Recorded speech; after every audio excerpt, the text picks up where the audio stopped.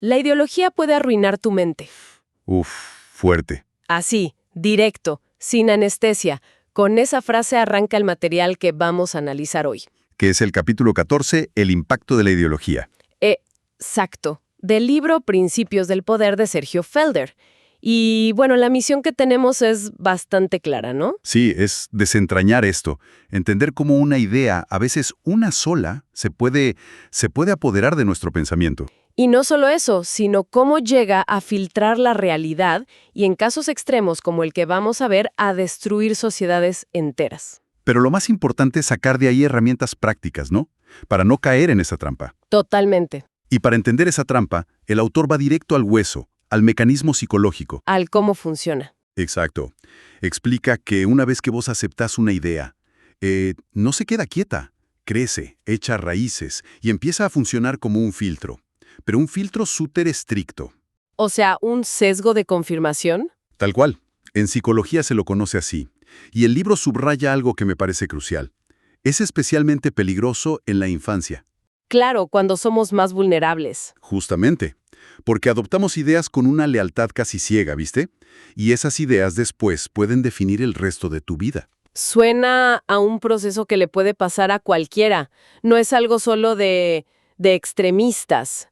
Es como una falla de nuestro sistema operativo mental, por así decirlo. Exactamente. Es una tendencia humana, es natural. El problema no es tener creencias, para nada. El problema es cuando dejamos de cuestionarlas. Ahí está la clave. El autor, de hecho, lo describe en un proceso de 3 pasos. Es sutil, pero potentísimo. Primero, adoptamos una ideología. Quizás porque nos gusta, resuena con nuestros valores, nos da pertenencia. Sentido. Sentido, exacto. Segundo, salimos al mundo a buscar, pero activamente, argumentos que la refuercen. Nos volvemos como coleccionistas de pruebas que nos digan tenés razón. Y supongo que el tercer paso es donde la puerta se cierra del todo. Ahí es donde se vuelve peligroso, sí. Empezamos a rechazar, a veces de forma automática y hasta agresiva, cualquier dato, argumento o incluso persona que cuestione esa visión del mundo. Y la frase del autor que lo resume es tremenda. Es lapidaria. No te vuelves más sabio, solo más convencido.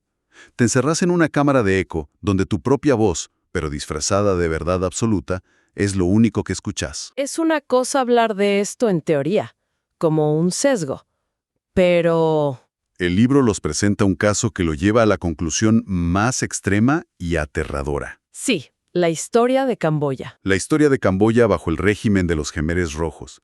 Y lo interesante es el contraste que plantea, ¿no? No habla de un país que siempre fue un desastre. Para nada. Todo lo contrario. Nos recuerda el pasado glorioso de Camboya, cuna del poderoso imperio Jemer, los templos de Angkor Wat, una civilización súper avanzada. Ese es el punto de partida.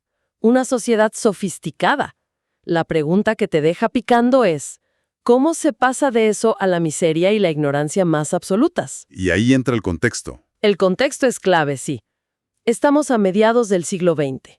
Una época de muchos conflictos internos, luchas poscoloniales. Y en medio de ese caos, en 1975, un movimiento comunista, los Jemeres Rojos. Liderados por Pol Pot. Exacto, liderados por Pol Pot, toman el control del país. Y llegan con una ideología que, en los papeles, prometía una utopía. Una utopía de igualdad absoluta, basada en una agricultura colectivizada. Pero en la práctica, su plan era mucho más radical. Querían borrar todo lo anterior. ¿Reiniciar el país? Literalmente. Un año cero. Esa era la idea. Y para lograrlo, lo primero fue una purga. Brutal y sistemática. Su ideología decía que la cultura urbana, la educación, la influencia extranjera, todo eso era corruptor. Y entonces empezaron a eliminar a cualquiera que representara eso. A cualquiera. Intelectuales, maestros, médicos, artistas, monjes. El libro cuenta que hasta gente que usaba anteojos. Sí, porque se asociaba con ser una persona instruida, con leer. Una locura total. Y acá el libro presenta unas cifras que son difíciles de procesar honestamente. Hablamos de casi 2 millones de personas. No es solo un número. No, es una cuarta parte de la población del país en ese momento. Te deja te deja sin palabras. Es que no se puede dimensionar. Y el texto menciona un detalle de los campos de la muerte, como el de Chuengek, que es particularmente escalofriante. El del árbol. Sí. Había un árbol, conocido hoy como el árbol de matar, donde los soldados, para ahorrar municiones, asesinaban a los bebés y a los niños de sus víctimas. Golpeando sus cabezas contra el tronco. Sí. Es una imagen que encapsula la deshumanización total. Cuando una ideología llega al punto en que una bala es más valiosa que la vida de un nene, se cruzó todo límite imaginable. ¿Y cuál era la lógica detrás de eso? Si es que se le puede llamar lógica. Bueno, la lógica retorcida de su doctrina era que había que arrancar la mala hierba de raíz, o sea, eliminar a las futuras generaciones que pudieran buscar venganza. Templos, escuelas, bibliotecas. Borrar la historia, borrar el conocimiento. Se instaló un régimen de terror absoluto donde la única verdad permitida era la del partido. Y el colapso económico fue inevitable. Claro, forzaron a toda la gente de las ciudades a irse al campo. A trabajar en granjas colectivas sin tener la menor idea de agricultura. Abolieron el dinero, los mercados, la propiedad privada. El resultado fue una hambruna masiva. Obviamente. La ideología que prometía una utopía agraria en realidad entregó un infierno de hambre y muerte. Destruyó todo el tejido productivo del país. Para entender la mentalidad detrás de esta catástrofe, el autor incluye algunas citas de Pol Pot que son un vistazo al abismo. ¿Sí? Son reveladoras. Por ejemplo, mejor matar a un inocente por error que perdonar a un enemigo por error. Es una lógica de paranoia total. Revela una mentalidad donde no hay margen para la duda, solo para la certeza ideológica. El individuo no tiene ningún valor. La vida humana es descartable. Hay otra que es todavía más clara. La de no hay ganancia en conservar, Esa misma. ni pérdida en eliminar. Es la deshumanización total convertida en política de Estado. Una persona deja de ser una persona para ser un obstáculo o una herramienta. Y la que resume todo el sistema de control. Quien protesta es enemigo, quien se opone es un cadáver. Ahí está. No hay espacio para el disenso. Ni siquiera para la pregunta. Y lo más frustrante de todo es el final de la historia. A pesar de todo esto, Pol Pot nunca enfrentó a la justicia internacional. No. Murió en 1998, bajo arresto domiciliario. Un genocida que murió sin rendir cuentas. Deja una sensación de impunidad global muy amarga. Muy amarga. Pero, a ver, es muy fácil quedarse atrapado en el horror de una historia así. El propósito del autor no es solo documentar la tragedia. No, es extraer lecciones. Extraer lecciones de empoderamiento. El verdadero poder, argumenta, no está en imponer una idea, sino en la capacidad de resistirlas. Y de esta oscuridad, el libro saca 5 lecciones clave. Bien, después de analizar el desastre, la pregunta obvia es ¿cómo nos protegemos? Y por suerte el libro nos da una especie de caja de herramientas. ¿Cuál es la primera lección? La primera es la educación como base de la resiliencia. O sea, el hecho de que los Jemeres Rojos persiguieran a los intelectuales de esa forma tan salvaje es la prueba de su poder.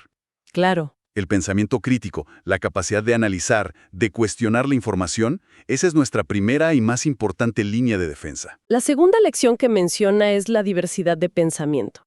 La imposición de una sola ideología fue la causa de la devastación. Esto parece obvio, pero... Pero no lo es tanto hoy. No. Hoy, con la polarización, a veces parece que la gente quiere que todos piensen igual para que haya paz. Es una paz falsa, es la paz del cementerio. Una sociedad sana es ruidosa, ¿viste? Está llena de debates, de desacuerdos. Tolerar y, más aún, fomentar activamente que haya perspectivas diferentes es lo que la mantiene viva. Y la protege del extremismo. Totalmente. La tercera lección, la defensa de los derechos humanos. El caso de Camboya nos recuerda que la libertad de expresión, de pensamiento, la integridad física, no son conceptos abstractos.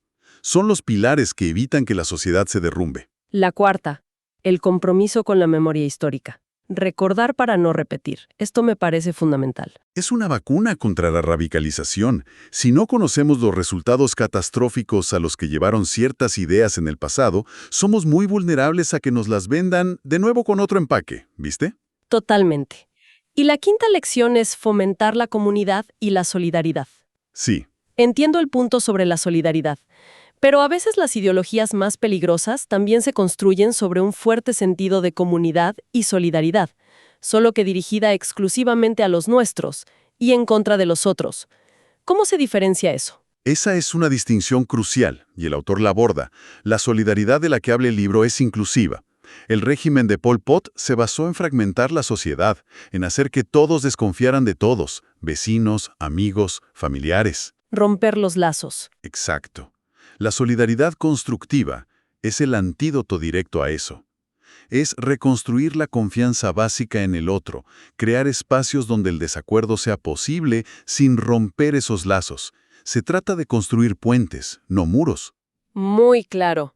Esas 5 lecciones nos llevan directo a la sección final del capítulo, que el libro llama Entra en acción. A lo práctico. Pasamos de lo histórico a lo que podemos hacer hoy, en nuestra vida. El primer punto es desarrollar el pensamiento crítico y, casi pegado, practicar la autorreflexión. Parece que nos apunta el dedo a nosotros primero. Absolutamente. Porque es muy fácil criticar la ideología del otro. El verdadero trabajo, el más difícil, es apuntar esa linterna para adentro y cuestionar nuestras propias creencias más arraigadas. El por qué creemos lo que creemos. Exacto. El autor nos invita a preguntarnos, ¿por qué creo esto con tanta fuerza? ¿Está basado en evidencia y lógica o es algo que adopté sin pensar? Es un ejercicio de honestidad intelectual, muy desafiante. Totalmente. Luego, el libro sugiere, busca diversas perspectivas. Suena bien en teoría, pero en la práctica puede ser agotador hasta desagradable, ¿no? Sí, es una excelente pregunta, porque el desafío es real. Pero fíjate que el autor no te dice que te lances a debatir con el extremista más ruidoso. ¿Cuál sería un primer paso realista? Un primer paso simple y poderoso es seguir, no sé, a un par de pensadores o medios que respetes intelectualmente, aunque sepas que no vas a estar de acuerdo con ellos en casi nada. Ah, interesante. El objetivo al principio no es cambiar de opinión, es simplemente entender por qué piensan diferente.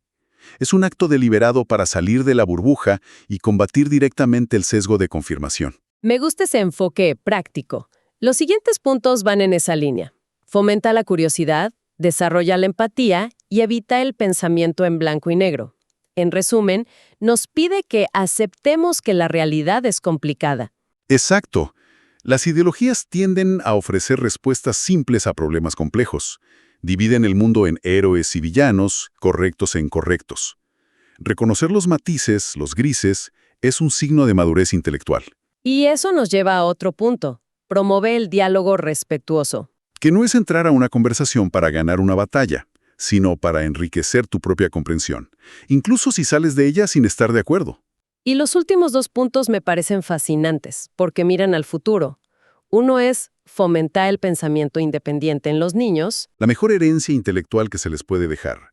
Enseñarles a preguntar, a dudar, a formar sus propias opiniones basadas en evidencia, no solo en lo que les decimos nosotros. Y el último punto, que de alguna manera lo resume todo, es mantener la mente abierta. Que no significa no tener convicciones, ojo. Significa estar dispuesto a cambiar de opinión frente a mejores argumentos. Es en esencia lo contrario a la rigidez ideológica. La flexibilidad mental. Esa capacidad de decir, che, ¿estaba equivocado? Es quizá la herramienta más poderosa que tenemos para evitar que una idea se adueñe de nuestra mente y nos ciegue. Sin duda. Un recorrido intenso, desde un principio psicológico hasta una de las peores tragedias del siglo XX, para terminar con una guía práctica que podemos empezar a usar hoy. Sí, muy completo. Y para cerrar, creo que vale la pena dejar una pregunta para la reflexión. Una que se desprende de todo esto que hablamos. A ver. Dado que el sesgo de confirmación es una tendencia humana tan arraigada, ¿qué pequeña creencia personal que consideramos inofensiva podría estar hoy mismo filtrando nuestra realidad sin que nos demos cuenta? Una pregunta potente para quedarse pensando. Para quienes deseen profundizar en estas ideas y muchas otras, la invitación es a buscar el libro Principios del Poder. Pueden encontrarlo visitando la cuenta de Instagram de Sergio Feller. Si te gustó este episodio, no te olvides de seguir Principios del Poder. Este podcast presenta un capítulo nuevo cada semana.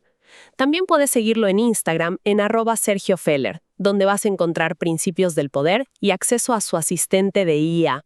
Sergio Feller GPT es su clon digital. Es muy efectivo para ayudarte a resolver problemas y volverte más poderoso. Próbalo ahora. Envíale por Instagram la palabra poder y recibí tu link. Y si este contenido te aportó valor o te ayudó a ver algo con más claridad, deja tu calificación. Ayuda muchísimo a que este mensaje llegue más lejos. Gracias por estar del otro lado. Nos encontramos en el próximo capítulo.